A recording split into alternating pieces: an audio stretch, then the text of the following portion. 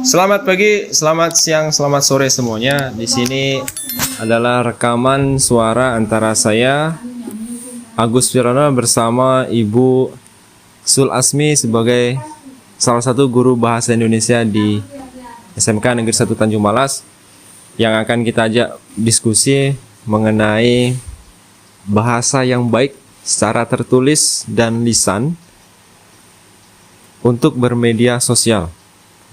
Sebelumnya saya akan memperkenalkan lawan bicara saya di sini. Saya akan coba untuk memperdengarkan suaranya kepada kita semua. Halo Bu. Halo Mister. Apa kabarnya? Not bad. Not bad. Kenapa not bad? Kenapa tidak good? Karena tidak buruk. Tidak buruk ya. Baik. Berarti sedang aja lah ya. Nggak baik dan tidak buruk. Just so. Baik Bu, kita ke benang merah. Oke. Jadi banyak kasus ketika kita berkomunikasi dengan peserta didik melalui berbagai macam platform, salah satunya melalui WhatsApp. Itu banyak tulisan-tulisan yang bagaimana ya menjelaskannya, terkesan agak kurang sopan. Menurut Ibu sebagai guru bahasa Indonesia itu bagaimana? Ya, ini karena kebetulan saya juga mengalaminya ya. Beberapa siswa atau peserta didik yang mengirim tugas ke saya, atau bahkan untuk menanyakan entah itu tugas atau hal-hal kecil, kebanyakan dari mereka sebelumnya tidak memperkenalkan diri. Bahkan ada yang langsung ke poinnya, tetapi seolah-olah berbicara dengan teman sebayanya. Biasanya seperti ini, ada contohnya. Dia mengirimkan tugas, setelah dia mengirimkan tugas, dia langsung bilang, ini Iya Ibu tertawa kenapa Bu? Lanjutkan saja Bu. dia langsung bilang, ini tugas saya ya.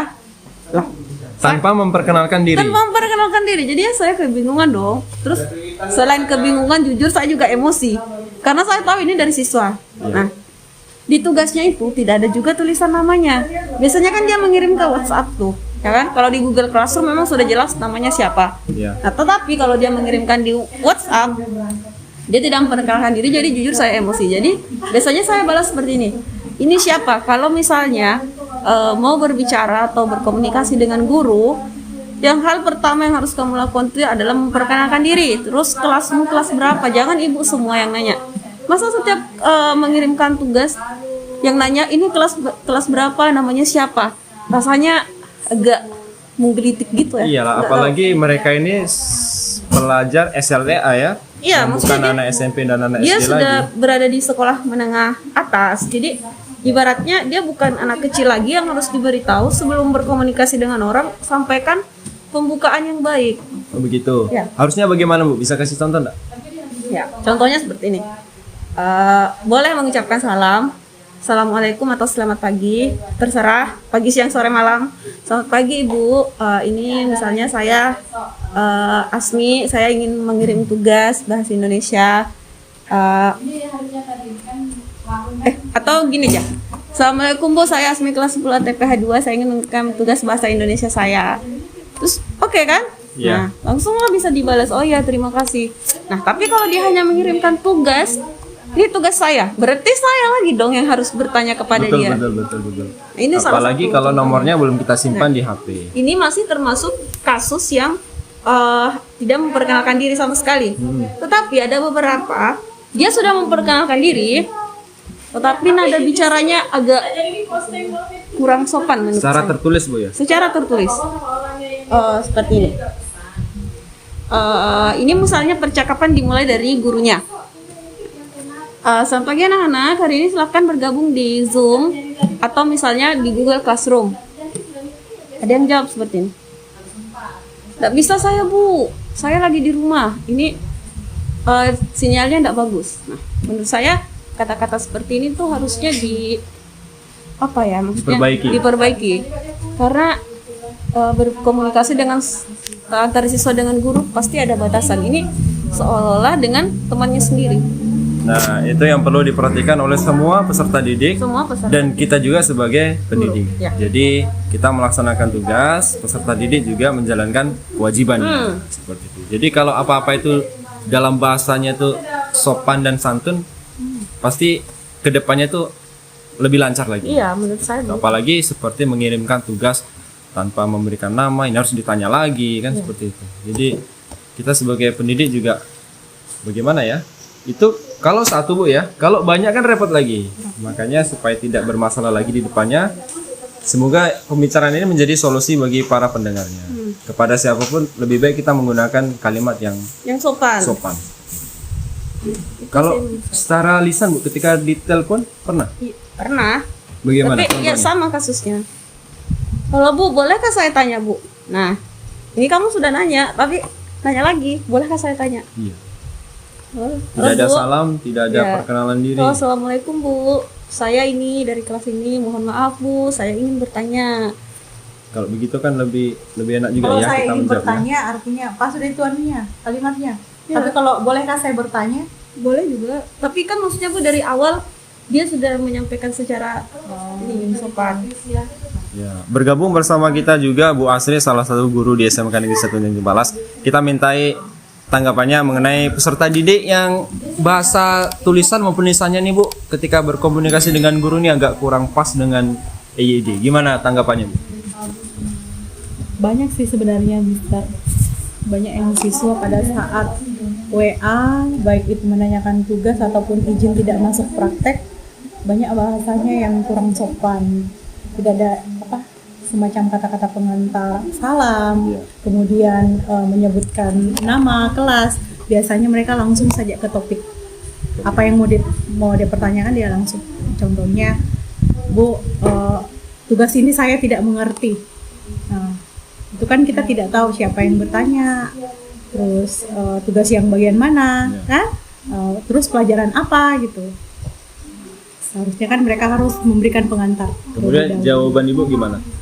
Ya, otomatis kan saya tanyakan dulu, kamu namanya siapa, dari kelas berapa, terus tugasnya yang mana yang mau ditanyakan.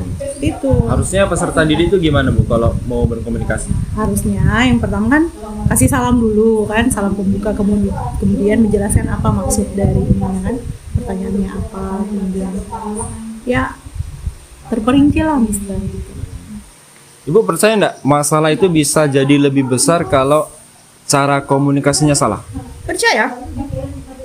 Karena Percaya? bisa jadi kita dari awal sebenarnya sudah niat untuk menjelaskan dengan baik, tapi dari awal siswa ini sudah membuat pikiran kita agak terganggu. Sebenarnya ini kesalahan apakah murni dari siswanya atau mungkin ada faktor lain? Kalau saya, Mister, menurut saya, ini mereka kan sudah dewasa. Artinya hal-hal seperti ini seorang guru tuh tidak mesti harus menyampaikan kalau kamu ingin bertanya sama gurumu kamu harus seperti ini. Maksudnya ini harus tertanam dalam diri mereka sejak awal. Ya, maksudnya mungkin dari sejak saya yakin guru-gurunya yang masih dari taman kanak-kanak sampai SMP pun sudah memberitahukan tentang hal tersebut. Tapi mungkin memang dari karakter siswanya sendiri yang agak kurang memahami apa yang seharusnya mereka lakukan. Harus bisa menempatkan diri ya. Ya, Ketika sedang berhadapan dengan siapa. ya, perhatikan lawan bicaranya siapa. Kalau misalnya teman sebaya, oke lah mungkin. Tapi kalau misalnya dengan guru, ya Atau dengan orang tua. dengan orang lebih yang tua. lebih tua ya harusnya bisa di ini. Biasanya sih karena faktor terbiasa ya, mungkin karena pengaruh lingkungan yang membentuk karakternya dia seperti itu. Tapi kalau memang dari awal dia sudah di lingkungan, misalnya lingkungan yang tepat dengan tutur bahasa yang sopan, terus mungkin ini ya sudah dididik ya bagaimana cara berkomunikasi terhadap orang yang lebih dewasa, orang yang lebih tua, bagaimana cara berkomunikasi dengan teman sebaya kan. Jadi kan setidaknya mereka bisa inilah bertindak sesuai dengan siapa lawan bicaranya gitu. Jadi kalau menurut saya biasanya sih itu dari faktor lingkungan, pergaulan, sama didikan dalam keluarga. Karena apalagi kan sekarang Mister, kita kan belajarnya daring nih kan. Nah kalau daring nih untuk pengetahuan, ilmu pengetahuan terus praktek itu mungkin kita bisa dapat di internet ya Mister. Tapi kalau yang namanya pembelajaran moral kan, bagaimana cara kita mengajarkan etika ke siswa, itu yang kita tidak bisa dapat di pembelajaran daring karena kita tidak berkomunikasi langsung dengan siswa. Kalau bahas mengenai faktor lingkungan nih, orang tua pasti termasuk nih, karena kebanyakan jam belajarnya peserta didik ini di rumah, bersinggungan langsung dengan orang tua. Kalau dari orang tuanya bahasanya bagus, mungkin akan menurun ke anak-anaknya. Sebaliknya kalau bahasanya kurang bagus, mohon maaf, nggak semua orang tua ya. Tapi bukan berarti semua orang tua, maksudnya kesalahan orang tua anaknya jadi seperti itu.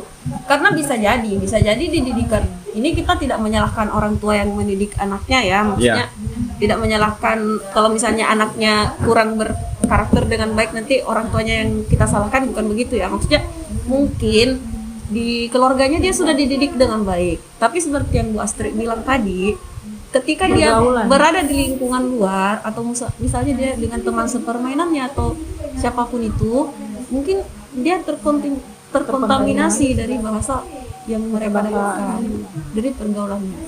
Baik, kalau masalah pergaulan ini berarti berkaitan lagi dengan PKN, moralnya, seperti itu kan. Jadi semua ilmu ini ada di kehidupan sehari-hari. Nah, Atau kembali ke karakter ke karakter orang masing-masing. Ada yang bisa menerima dan mungkin ada yang bahwa dengan kalimat seperti itu biasa saja gitu kan, tidak ada maksud apa-apa, tidak ada maksud menyinggung ataupun kurang ajar, tapi bagi lawan bicara yang mungkin menurutnya itu sudah termasuk bahasa yang kurang Contoh, sopan. Mister, kata iyalah, misalnya iyalah, ini logat Bulungan ya, iyalah, itu jujur kalau saya yang mendengarkan itu agak gimana, karena kalau menurut saya pakai ilah di belakang itu enggak terlalu bagus. ini jika komunikasi dengan peserta didik ya. ya, Kalau dengan misalnya teman peserta sebaya didik kan enggak. ngomong sama saya, iyalah Bu, nah agak, kok bisa di ngomong kayak gini siswanya, Gitu ya. ya,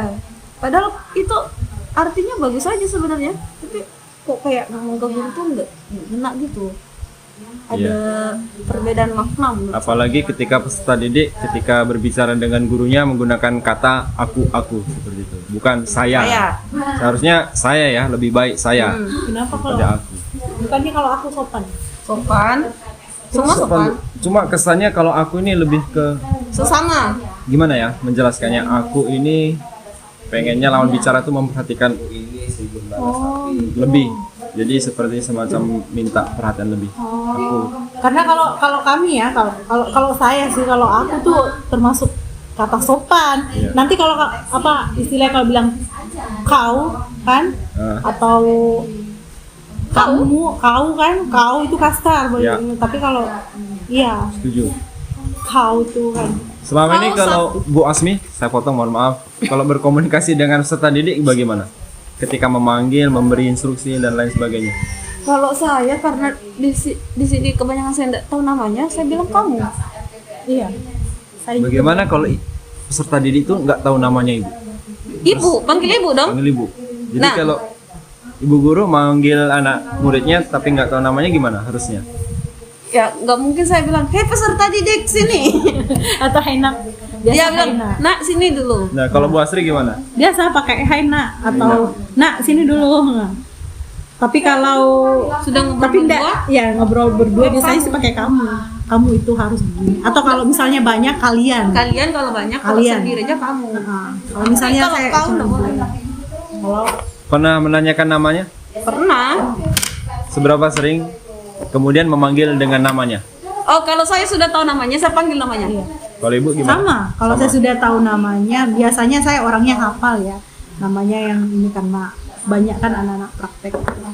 Kadang kamu siapa lagi namanya? Pasti saya Misalnya bertanya lagi, kamu ya. siapa lagi namanya? Pertama kali cari namanya dulu kan. Setelah itu ya sebut namanya terus saja. Jadi Bias- Andi harus gini, nanti Andi nggak boleh kayak gini, Andi harus itu. Biasanya yang terkesan ini kan yang paling pintar dan yang paling Agak tidak pintar. ya, kalau tengah-tengah ini kadang kita lupa ingat. Ya. Setuju enggak? Kayak saya dulu, saya dilupakan karena saya tidak pintar dan saya tidak. Tengah-tengah ya. bukan Tidak mencolok. ya betul itu kata Tidak ada yang bisa diandalkan. bukan pintar bukan apa tapi tidak mencolok. Tidak mencolok. Ada beberapa orang mungkin siswa mungkin dia tidak pintar tapi karena dia vokal gitu kan. Dia mungkin sering berkomunikasi sama guru makanya dia dikenal, atau dia mungkin begitulah mencolok kan, dia ikut kegiatan kah atau apa. Jadi terlepas dia pintar atau tidak pintar ya sebenarnya bukan jadi ini aja. Baik. Kalau saya sih dari faktor rajin dan tidak rajin. Kelihatan mencolok enggaknya kan? Sampai mencolok rajin dan tidak rajin. Intinya kalau dia sering ada di kelas ya sudah, berarti bisa kita hafal namanya. Tapi kalau dia kebanyakan bolos ya mau gimana lagi? Ya, itu tadi pembicaraan kita mengenai gaya bahasa yang kita gunakan ketika berkomunikasi dengan siapapun. Karena waktunya sudah mendekati zuhur, jadi kita stop dulu. Kita lanjutkan di pertemuan yang akan datang. Terima kasih sudah mendengarkan podcast ini. Jangan lupa untuk subscribe, like, komen, dan share jika pembicaraan kami ini ada manfaatnya. Dan kami harap ada manfaatnya untuk semuanya. Terima kasih, selamat siang.